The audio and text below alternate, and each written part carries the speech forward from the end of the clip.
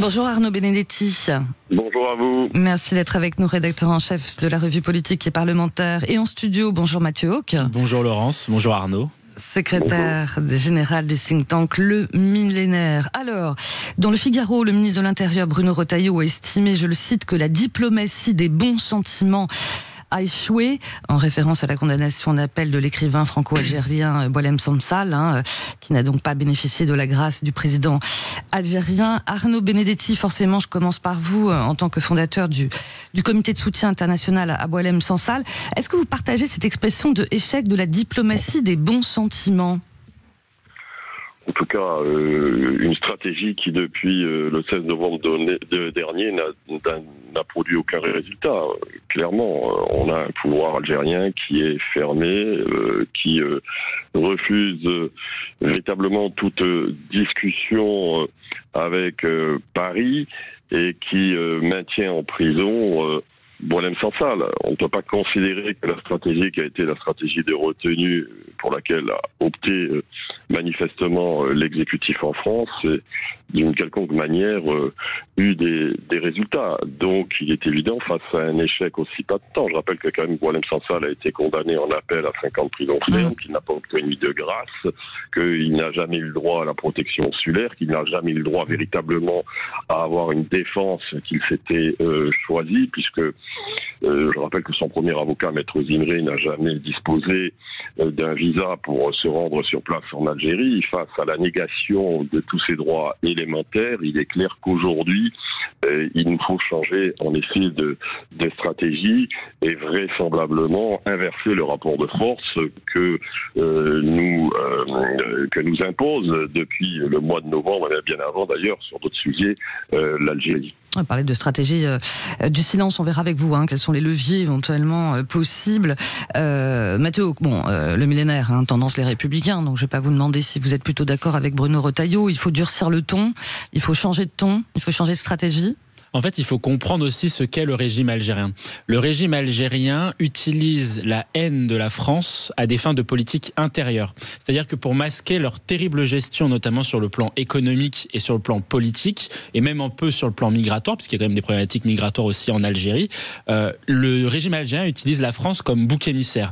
Et ça s'illustre par un chiffre, qui est marquant, c'est-à-dire que à la décolonisation, l'Algérie avait le même PIB par habitant qu'un pays comme la Corée du Sud. Aujourd'hui, en 2024, le PIB par habitant de l'Algérie, c'est $5 000 par tête.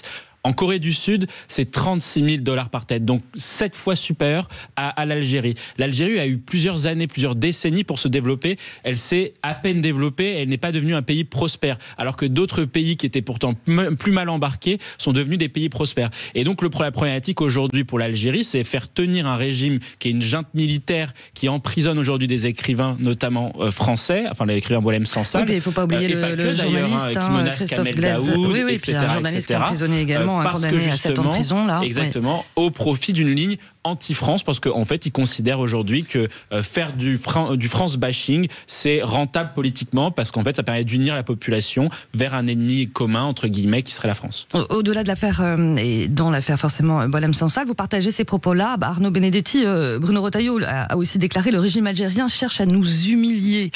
En même temps, ce genre de déclaration, beaucoup disent attention à la surenchère verbale, qui ne va pas forcément aider nos otages aussi. La vérité, c'est que de toute façon, vous avez le résultat d'une...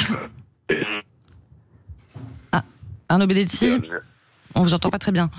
Vous avez le résultat d'une stratégie du silence qui a été conduite en concernant l'affaire de ce jeune journaliste, Christophe Glaise. Je rappelle que ce jeune journaliste a été mis sous contrôle judiciaire en mai 2024, qu'il a été condamné à 7 heures de prison par le tribunal de Tizi Ouzou, qu'on a appris cette condamnation parce que tout simplement le Quai d'Orsay avait plutôt conseillé à la famille et à son employeur, le magazine SoFoot, de ne rien dire. On voit où mène cette démarche. Pour revenir sur ce que disait Mathieu, en effet, c'est vrai que le pouvoir algérien tient essentiellement par, si vous voulez, l'activation permanente de ce ressentiment anti-français. Ça a toujours été le cas, d'ailleurs, depuis 1962, mais ça s'est considérablement activé avec la présidence de Monsieur Tebboune.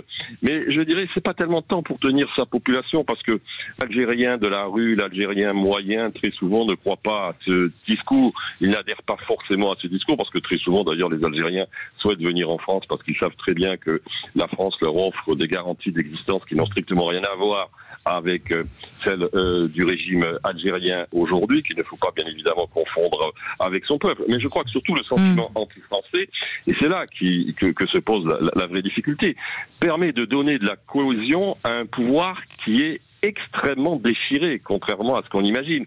Le pouvoir algérien n'est pas un pouvoir homogène, c'est un pouvoir qui est traversé de luttes, de factions permanentes. Et la régulation de ces luttes de factions, en général, c'est des purges. Il faut noter qu'en ce moment, depuis plusieurs semaines, le régime algérien emprisonne beaucoup. Il n'emprisonne pas seulement des intellectuels. Alors, en effet, il emprisonne des intellectuels critiques, il emprisonne des opposants, mais aussi il emprisonne, j'allais dire, des gens qui participent de près au fonctionnement de l'État algérien.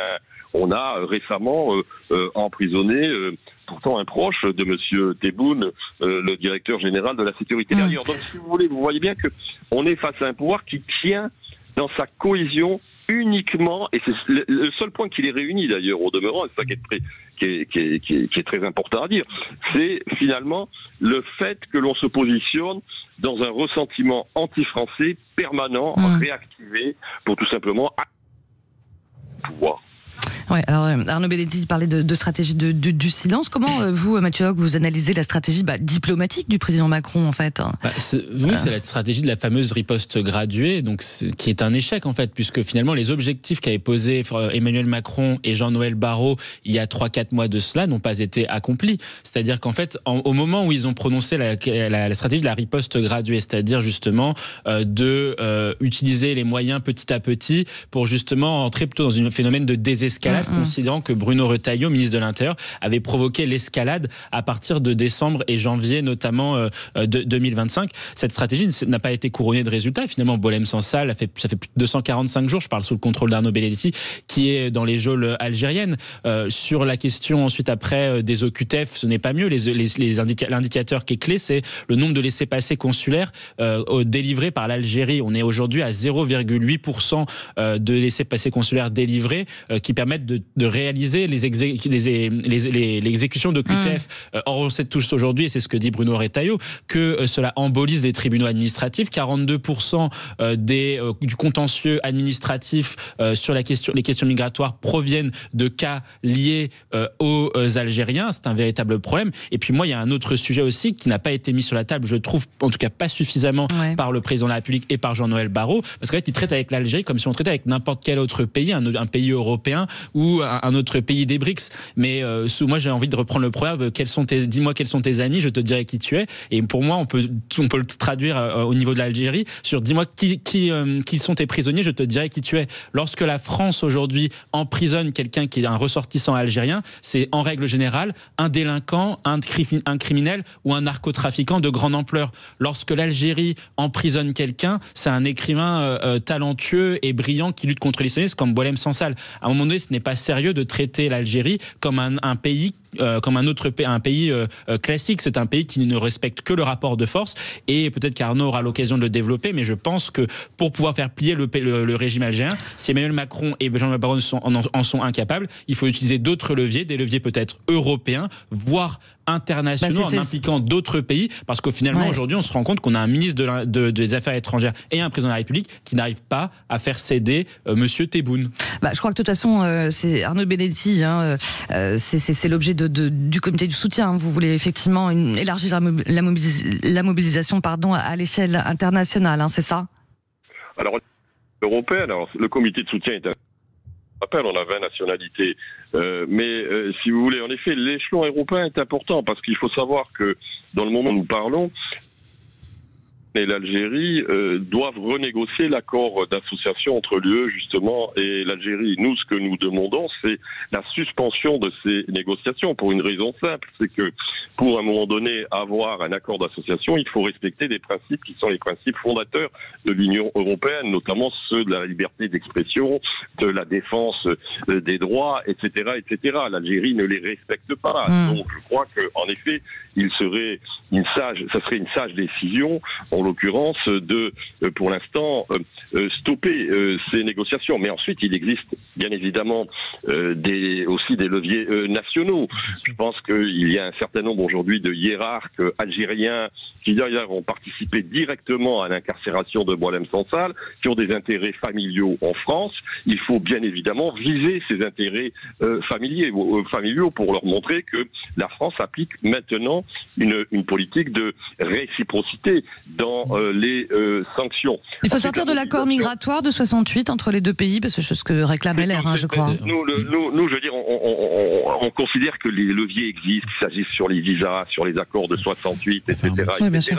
Après, je veux dire, c'est au pouvoir politique de décider quels sont les bons leviers. Mais déjà, cibler les intérêts familiaux des hiérarques en France, notamment ceux qui sont impliqués directement quand même dans le traitement absolument inhumain dont Boualem Sansal est aujourd'hui la cible, me paraît déjà la première mesure de bon sens que l'on pourrait prendre et qu'il faut absolument prendre. À notre sens, en tout cas, nous le disons. Ensuite, en effet, la mobilisation internationale est essentielle parce que si l'on voit que la France n'est pas capable de changer de stratégie, eh bien, il va falloir passer par un pays tiers qui puisse avoir de bons rapports avec l'Algérie. Le problème, c'est que l'Algérie, contrairement à ce que disent les dirigeants algériens, est plus isolée qu'on l'imagine sur la scène internationale. Donc, il va falloir trouver, en effet, des leviers qui soient en Europe. Ça peut être l'Italie, ça peut être éventuellement l'Allemagne, soit des pays des BRICS. Je pense au Brésil. Nous avons appelé en effet le président Lula à intervenir auprès du président Tebboune, qui peuvent éventuellement dénouer une situation qui est quand même, force est de le constater aujourd'hui, à l'heure où nous parlons, dans une impasse totale. Les leviers, vous voulez revenir sur les leviers qui existent, notamment nationaux, et c'est là, donc j'ai critiqué la position de Jean-Noël Barrot. Si je dois mettre un point de nuance sur celle de Bruno Retailleau, je pense qu'en termes de méthode, il s'est trompé. C'est-à-dire qu'en fait, le régime algérien, il faut pas juste parler et être très virulent sur la forme et on va dire entre guillemets mood sur le fond.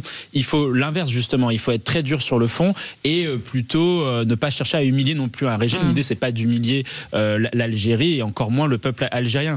Donc il fallait au contraire en fait décider par exemple 3 paquets de sanctions, enfin 3 paquets on va dire de réponses et ne pas surcommuniquer, ne pas faire de la surcommunication dans les médias comme a pu le faire Bruno Retailleau à partir de janvier. Donc c'est par exemple de dire aujourd'hui nous on veut récupérer Boualem Sansal. On est une démocratie libérale, on est le pays des Lumières, on veut une personne comme ça chez nous parce qu'on considère qu'elle n'a rien à faire dans vos geôles. Donc premier paquet de mesures, par exemple, on peut geler les avoirs, comme a dit Barno Benedetti, on gèle tous les avoirs des hiérarques algériens. Ensuite, et ça, on communique pas dessus, on le fait. C'est-à-dire qu'on se dit, voilà, on donne une semaine au régime algérien pour nous rendre Boualem Sansal. S'il le fait pas, on gèle tout. Ensuite, après, si ça ne suffit pas, deuxième paquet de sanctions, de mesures, on va, par exemple, pratiquer de la suspension de la suspension, par exemple, on suspend l'accord de 1968. Ensuite, après, celui de 94. Vous voyez, en tout cas, faire ce type de méthode-là, plutôt que d'aller beaucoup parler dans les médias pour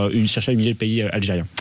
Merci en tout cas beaucoup pour vos lumières l'un à l'autre. Merci Mathieu Hauck du côté du Millénaire et merci Arnaud Benedetti. Bien sûr, vous nous tenez au courant de la suite, rédacteur en chef de la revue politique et parlementaire. Merci.